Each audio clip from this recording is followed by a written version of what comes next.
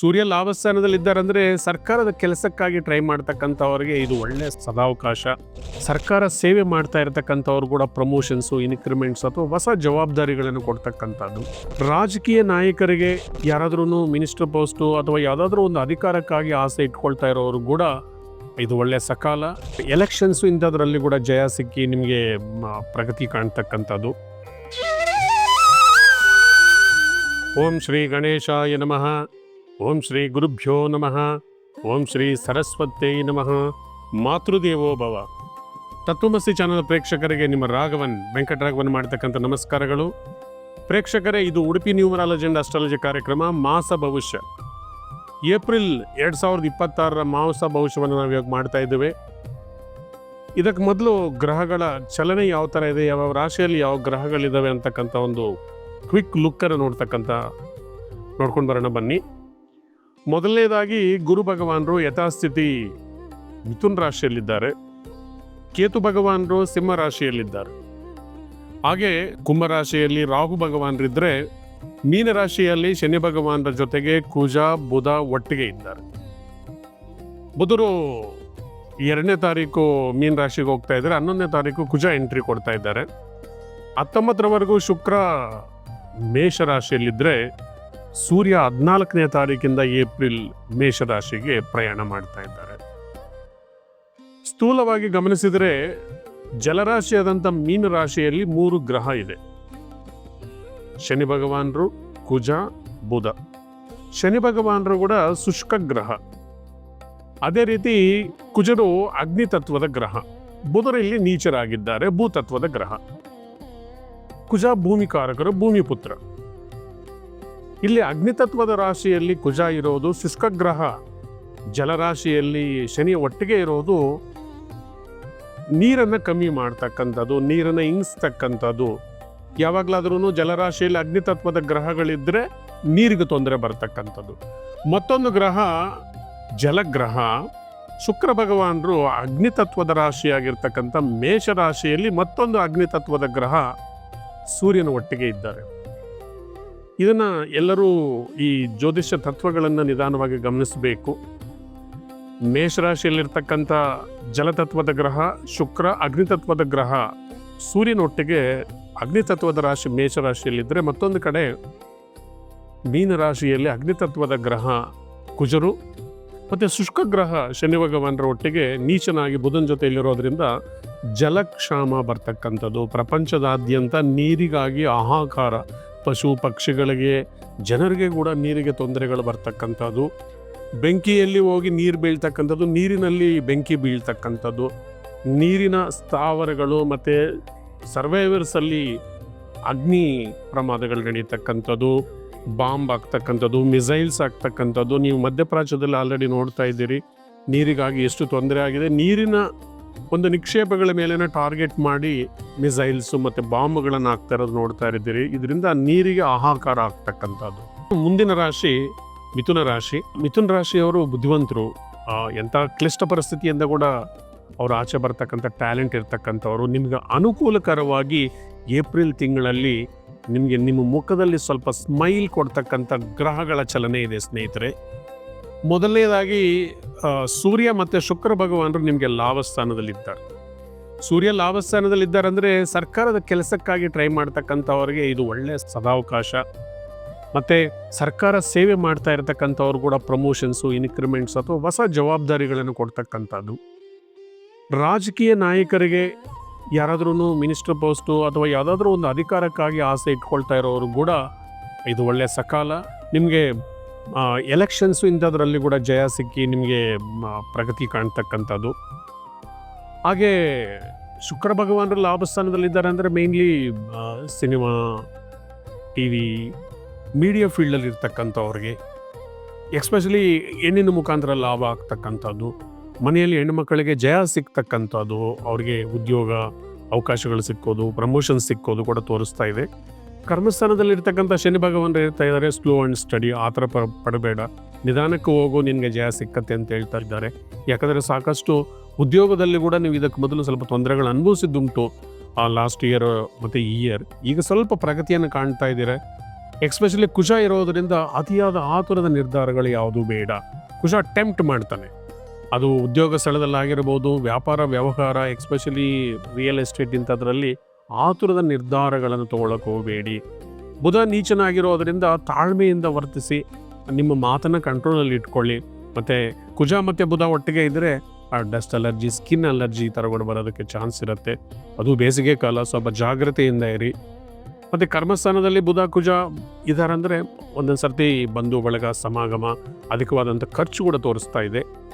ಮತ್ತು ನಿಮಗೆ ಭಾಗ್ಯಸ್ಥಾನದಲ್ಲಿರ್ತಕ್ಕಂಥ ರಾಹು ಭಗವಾನರು ಯಾರು ಫಾರಿನಲ್ಲಿ ಉದ್ಯೋಗ ಮಾಡ್ತಾ ಇದ್ದಾರೆ, ಓದ್ತಾ ಇದ್ದಾರೆ, ಈ ರಾಹುವಿನ ಪ್ರಭಾವದಿಂದ ಅಲ್ಲಿ ಅಸ್ಥಿರವಾದಂಥ ಒಂದು ಎನ್ವಿರಾನ್ಮೆಂಟ್ ಕ್ರಿಯೇಟ್ ಆಗ್ತಕ್ಕಂಥದ್ದು, ಉದ್ಯೋಗಗಳನ್ನು ಕಳ್ಕೊಳ್ತಕ್ಕಂಥದ್ದು, ವಿದ್ಯಾರ್ಥಿಗಳು ಏನು ಸ್ಕೂಲು ಕಾಲೇಜು ಬಿಟ್ಟು ಅಲ್ದಾಡ್ತಕ್ಕಂಥದ್ದು, ವಾಪಸ್ ಬರ್ತಕ್ಕಂಥದ್ದು, ಉದ್ಯೋಗ ಅವಕಾಶಗಳು ಕಮ್ಮಿಯಾಗಿ ಫಾರಿನ್ನಲ್ಲಿರ್ತಕ್ಕಂಥವ್ರಿಗೆ ಸಾಕಷ್ಟು ಅನಾನುಕೂಲಗಳನ್ನು ರಾಹು ಕ್ರಿಯೇಟ್ ಮಾಡ್ತಾ ಇದ್ದಾನೆ.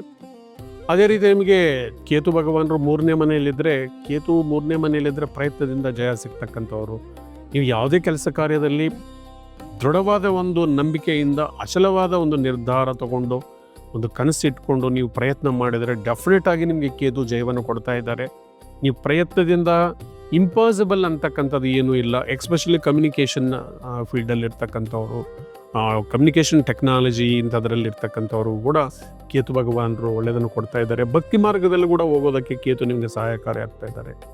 ಓವರಾಲ್ ಆಗಿ ನಿಮಗೆ ಗ್ರಹಗಳ ಅನುಕೂಲ ಕಳೆದ ತಿಂಗಳಿಗೆ ಕಂಪೇರ್ ಮಾಡಿದ್ರೆ ಸಾಕಷ್ಟು ಇಂಪ್ರೂವ್ಮೆಂಟ್ ಆಗ್ತಾ ಇದೆ. ಇದನ್ನು ನೀವು ಎನ್ಕ್ಯಾಶ್ ಮಾಡಿಕೊಂಡು ಮುಂದುವರಿಯೋದಕ್ಕೆ ಸಾಧ್ಯ ಆಗೋ ಥರ ನೀವು ಕೃಷಿ ಮಾಡಿ. ಮತ್ತು ಈ ತಿಂಗಳು ಮುಖ್ಯವಾಗಿ ನೀವು ರಾಹು ಆರಾಧನೆಗಾಗಿ ದುರ್ಗಾದೇವಿನ ಆರಾಧನೆ ಮಾಡಿ, ಸಪ್ತಶಕ್ತಿ ಓದ್ಕೊಳ್ಳಿ. ಮತ್ತು ಗುರು ನಿಮ್ಮ ರಾಶಿಯಲ್ಲಿ ಇರೋದರಿಂದ ಗುರುಬಲ ಕಮ್ಮಿ ಇದೆ. ಗುರು ರಾಶಿಯಲ್ಲಿದ್ದಾರೆ ಅಂದರೆ ಒಂದೊಂದು ಸರ್ತಿ ವೃತ ಪ್ರಯತ್ನ, ವೃತ ತಿರುಗಾಟ ಇದೆಲ್ಲ ಕೂಡ ಕೊಡ್ತಾರೆ. ಅದಕ್ಕಾಗಿ ದತ್ತಾತ್ರೇಯ ಸ್ವಾಮಿಯ ಸ್ತೋತ್ರಗಳನ್ನು ಓದ್ಕೊಳ್ಳಿ. ಅದರಲ್ಲಿ ಮುಖ್ಯವಾಗಿ ಘೋರ ಕಷ್ಟೋದ್ಧಾರಣ ದತ್ತಾತ್ರೇಯ ಸ್ತೋತ್ರವನ್ನು ಓದ್ಕೊಂಡಿದ್ದಾರೆ ನಿಮ್ಗೆ ಇರ್ತಕ್ಕಂಥ ಎಲ್ಲ ಕಷ್ಟಗಳು, ಆರ್ಥಿಕವಾಗಿ, ಫ್ಯಾಮಿಲಿ ವಿಚಾರದಲ್ಲಿ ಯಾವುದೇ ವಿದ್ಯಾರ್ಥಿಗಳಿಗಾಗಿರ್ಬೋದು, ಇದು ಅನುಕೂಲ ಮಾಡಿಕೊಟ್ಟು ನೀವು ಮುಂದುವರಿಯೋದಕ್ಕೆ ದತ್ತದೇವರ ಅನುಗ್ರಹಣೆ ನಿಮ್ಮ ಮೇಲೆ ಸಿಕ್ಕತ್ತೆ ಅಂತ ಹೇಳ್ತಾ ಈ ಕಾರ್ಯಕ್ರಮವನ್ನು ಮುಕ್ತಾಯ ಮಾಡ್ತಾ ಇದ್ದೇನೆ. ನಿಮಗೆಲ್ಲ ಒಳ್ಳೆಯದಾಗಲಿ. ಈ ಕಾರ್ಯಕ್ರಮ ಮುಗಿಯೋಕ್ಕೆ ಮೊದಲು ನಮಗೆ ಒಂದು ಅದ್ಭುತವಾದ ಒಂದು ಟಿಪ್ಸನ್ನು ಕೊಡ್ತಾ ಇದ್ದೀನಿ ಪ್ರೇಕ್ಷಕರೇ. ಇವತ್ತು ಒಂದು ಸ್ಪೆಷಲ್ ಟಿಪ್ಸಿನೊಂದಿಗೆ ನಾನು ಬಂದಿದ್ದೇನೆ. ಸ್ವಲ್ಪ ವಾಸ್ತು ಟಿಪ್ಸು ತಿಳ್ಕೊಳ್ಳೋಣ ಬನ್ನಿ. ಯಾವಾಗಲೂ ನಾವು ಅಸ್ಟ್ರಾಲಜಿ ಮತ್ತು ನ್ಯೂಮರಾಲಜಿ ಟಿಪ್ಸನ್ನು ತಿಳ್ಕೊಳ್ತಾ ಇದ್ದೀವಿ, ಆದರೆ ವಾಸ್ತು ವಿಚಾರವಾಗಿ ನಾವು ಹೆಚ್ಚು ವಿವರವಾಗಿ ಎಲ್ಲೂ ಡಿಸ್ಕಸ್ ಮಾಡಿಲ್ಲ. ಚಿಕ್ಕ ಚಿಕ್ಕ ಟಿಪ್ಸನ್ನು ಹೇಳ್ತೀನಿ, ಅದು ನಿಮಗೆ ದಿನನಿತ್ಯದ ಜೀವನದಲ್ಲಿ ನೀವು ಬದಲಾವಣೆಗಳು ಮಾಡಿಕೊಂಡಿದ್ರೆ ಅದ್ಭುತ ಫಲಗಳು ಸಿಕ್ಕತ್ತೆ ಸ್ನೇಹಿತರೆ. ಹಾಗಾದರೆ ಮೊದಲನೇದಾಗಿ ಮನೆಯಲ್ಲಿ ಫೋಟೋಗಳೆಲ್ಲಿರಬೇಕು ಅಂತ. ಮಕ್ಕಳ ಫೋಟೋಗಳನ್ನು ಅಪ್ಪಿತಪ್ಪಿ ಕೂಡ ದಕ್ಷಿಣದ ಗೋಡೆಗೆ ಹಾಕಬೇಡಿ. ಯಾವುದೇ ಮನೆ ಸದಸ್ಯರ ಫೋಟೋಗಳನ್ನು ಕೂಡ ದಕ್ಷಿಣದ ಗೋಡೆಗೆ ಹಾಕ್ತಕ್ಕಂಥದ್ದು ಶ್ರೇಷ್ಠವಲ್ಲ. ಮಕ್ಕಳ ಫೋಟೋವನ್ನು ಸಾಧ್ಯವಿದ್ದಷ್ಟು ಕೂಡ ವೆಸ್ಟ್ ವಾಲ್ಗೆ ಹಾಕಿ.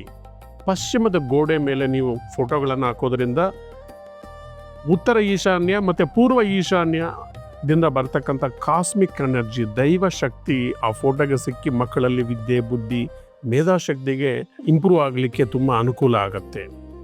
ಮತ್ತು ಯಾರಾದರೂ ಕಾಲವಾಗಿದ್ದರೆ, ತೀರ್ಕೊಂಡಿದ್ರೆ ಹಿರಿಯರ ಫೋಟೋಗಳನ್ನು ಯಾವಾಗಲೂ ಕೂಡ ದಕ್ಷಿಣ ದಿಕ್ಕಿಗೆ ಹಾಕಿ. ದಕ್ಷಿಣ ದಿಕ್ಕು ಪಿತೃದೇವತೆಗಳ ದಿಕ್ಕು. ಮತ್ತು ಅದಕ್ಕಾಗಿ ಇದು ಯಮಲೋಕ ಅಥವಾ ಯಮಧರ್ಮ ಕೂಡ ರೂಲ್ ಮಾಡ್ತಾನೆ ಅಂತ ಹೇಳ್ತೀವಿ. ಅದರಿಂದ ಹಿರಿಯರ ಫೋಟೋಗಳನ್ನು ಲಿವಿಂಗ್ ಹಾಲಲ್ಲಿ, ಎಲ್ಲಂದ್ರೆ ಎಲ್ಲ ಹಾಕೋಕೆ ಹೋಗಬೇಡಿ, ಲಿವಿಂಗ್ ಹಾಲಲ್ಲಿ ದಕ್ಷಿಣದ ಗೋಡೆಗನ್ನು ಹಾಕಿ.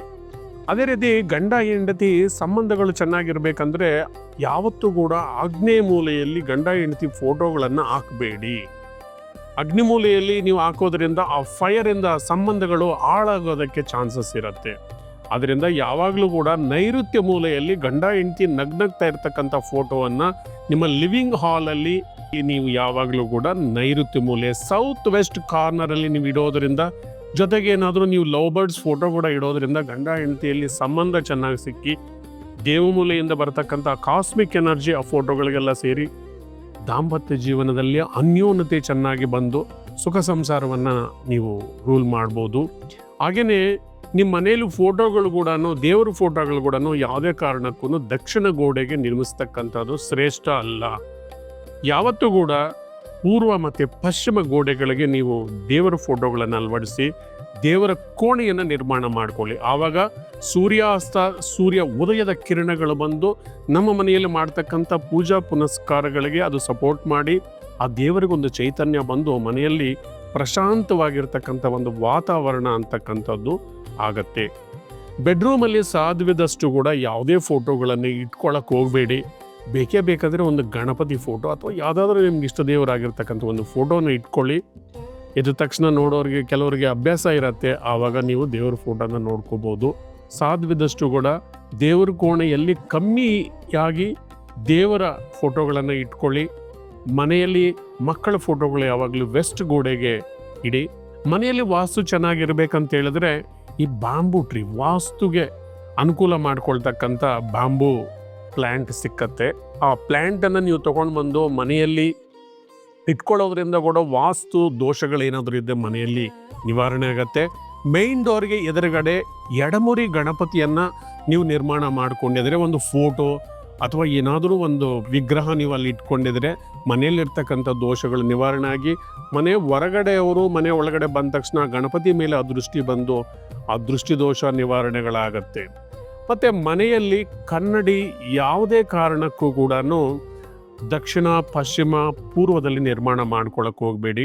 ಸಾಧ್ಯವಿದ್ದಷ್ಟು ಕೂಡ ಉತ್ತರ ಗೋಡೆಗೆ ಯಾವಾಗಲೂ ಕೂಡ ಮಿರರ್ಸ್ ಇರಬೇಕು. ಹಾಗೆಯೇ ವಾಲ್ ಕ್ಲಾಕ್ ಕೂಡ ಉತ್ತರಕ್ಕಿದ್ರೆ ತುಂಬ ಅದೃಷ್ಟ ಬರುತ್ತೆ ಅಂತ ವಾಸ್ತುಶಾಸ್ತ್ರ ಹೇಳುತ್ತೆ. ಸ್ನೇಹಿತರೆ, ಹೀಗೆ ಮನೆಯಲ್ಲಿ ನೀವು ಅದೃಷ್ಟ ಬರಲಿಕ್ಕೆ ಸಾಕಷ್ಟು ಜನ ಆಮೆಗಳನ್ನು, ಮೆಟಲ್ ಅಥವಾ ಫೈಬರ್ ಆಮೆಗಳನ್ನು ಮನೆಯಲ್ಲಿ ಇಟ್ಕೊಂಡಿರ್ತಾರೆ. ಯಾವಾಗಲಾದರೂ ಮನೆಯಿಂದ ಆಚೆ ಹೋಗೋ ಥರ ಆಮೆಯನ್ನು ಇಟ್ಕೊಳ್ಳೋಕೆ ಹೋಗಬೇಡಿ. ನಿಮ್ಮ ಅದೃಷ್ಟವನ್ನು ಆಚೆ ಕರ್ಕೊಂಡು ಹೋಗುತ್ತೆ. ಮನೆಯಲ್ಲಿ ಯಾವಾಗಲೂ ಕೂಡ ಆಮೆ ಒಂದು ಮೆಟಲ್ದನ್ನು ನೀವು ಮನೆ ಒಳಗಡೆ ಪ್ರವೇಶ ಮಾಡೋ ಥರ ಇಟ್ಕೋಬೇಕು. ದೇವ್ರ ಮನೆಯಲ್ಲಿ ಇಟ್ಕೊಳ್ಳೋ ಆಗಿದ್ದರೆ ನೀವು ಸ್ವಲ್ಪ ಒಂದು ಪ್ಲೇಟಲ್ಲಿ ನೀರು ಹಾಕಿ ಅದ್ರ ಕಾಲು ಸ್ವಲ್ಪ ಮುಳುಗೋ ಥರ ಇಟ್ಕೊಂಡು ಆ ಪ್ಲೇಟ್ ಮೇಲೆ ನೀವು ಆ ಆಮೆ ಚಿತ್ರವನ್ನು ಇಟ್ಕೊಳ್ಳೋದ್ರಿಂದ ಲಕ್ಷ್ಮೀ ಕೃಪಾ ಕಟಾಕ್ಷ ಸಿಕ್ಕತ್ತೆ ಅಂತ ಹೇಳ್ತಾರೆ. ಆದರೆ ಆಮೆ ಉಂಗುರವನ್ನು ಎಲ್ಲರೂ ಹಾಕ್ಕೊಳ್ಳೋಕೆ ಹೋಗಬಾರ್ದು. ಯಾರೇ ಆಗಲಿ ಕನ್ಯಾ ರಾಶಿಯವರು, ವೃಶ್ಚಿಕ ರಾಶಿಯವರು, ಮೀನ ರಾಶಿಯವರು ಅಪ್ಪಿತಪ್ಪಿ ಕೂಡ ಆಮೆ ಉಂಗುರವನ್ನು ಹಾಕ್ಕೊಂಡಿದ್ರೆ ನಿಮಗೆ ಅನುಕೂಲಗಳಿಗಿಂತ ಅನಾನುಕೂಲಗಳೇ ಹೆಚ್ಚಾಗ್ತಾ ಇರುತ್ತೆ. ಹೀಗೆ ಮನೆಯಲ್ಲಿ ಚಿಕ್ಕ ಚಿಕ್ಕ ಬದಲಾವಣೆಗಳನ್ನು ಮಾಡಿಕೊಳ್ಳೋದ್ರಿಂದ ನಿಮ್ಮ ಮನೆಯಲ್ಲಿ ಪಾಸಿಟಿವ್ ಎನರ್ಜಿ ಅಂತಕ್ಕಂಥದ್ದು ಬರುತ್ತೆ. ನಿಮ್ಮ ಮನೆಯಲ್ಲಿ ಪಶ್ಚಿಮದ ಗೋಡೆಗಳಿಗೆ ನೀವೇನಾದರೂ ಬೆಟ್ಟದ ಚಿತ್ರಗಳು, ಮರಗಳಿರ್ತಕ್ಕಂಥ ದೊಡ್ಡ ದೊಡ್ಡ ಮರಗಳಿರ್ತಕ್ಕಂಥ ಚಿತ್ರಗಳು ಹಾಕೋದ್ರಿಂದ ನಿಮ್ಮನ್ನು ಕೆಳಗಡೆ ಬೀಳ್ದಿರೋ ಆರ್ಥಿಕವಾಗಿ ಅದನ್ನು ನಿಮ್ಮನ್ನು ತಡೀತಾ ಇರುತ್ತೆ. ಉತ್ತರ ದಿಕ್ಕಲ್ಲಿ ನೀಲಿ ಬಣ್ಣ ಅಥವಾ ವಾಟರ್ ಪೇಂಟಿಂಗ್ಸ್ ಇರ್ತಕ್ಕಂಥ ಚಿತ್ರಗಳನ್ನು ನೀವು ಅಳವಡಿಸ್ಕೊಳ್ಳಿ. ಅದೇ ರೀತಿ ಆಗ್ನೇಯ ದಿಕ್ಕಲ್ಲಿ, ಪೂರ್ವದಲ್ಲಿ ಸ್ವಲ್ಪ ಸೂರ್ಯನಿಗೆ ಸಂಬಂಧಿಸಿರ್ತಕ್ಕಂಥ ಆರೆಂಜು ಅಥವಾ ರೋಸ್ ಕಲರ್ ಇರ್ತಕ್ಕಂಥ ಚಿತ್ರಗಳನ್ನು ನೀವು ಅಳವಡಿಸ್ಕೊಳ್ಳೋದ್ರಿಂದ ನಿಮಗೆ ತುಂಬ ಅನುಕೂಲಗಳಾಗತ್ತೆ ಅಂತ ಹೇಳ್ತಾ ಈ ಏಪ್ರಿಲ್ ತಿಂಗಳ ಕಾರ್ಯಕ್ರಮವನ್ನು ನಾವು ಮುಕ್ತಾಯ ಮಾಡ್ತಕ್ಕಂಥ ಹಂತಕ್ಕೆ ತಲುಪಿದ್ದೀವಿ. ಬರೋ ತಿಂಗಳು ಕೂಡ ನಿಮಗೆ ಮತ್ತಷ್ಟು ಹೊಸ ಹೊಸ ವಿಚಾರಗಳನ್ನು ನಾನು ಹೇಳಕ್ಕೆ ಬರ್ತೀನಿ. ಅಲ್ಲಿವರೆಗೂ ನಮಸ್ಕಾರ, ಧನ್ಯವಾದಗಳು. Thank you very much.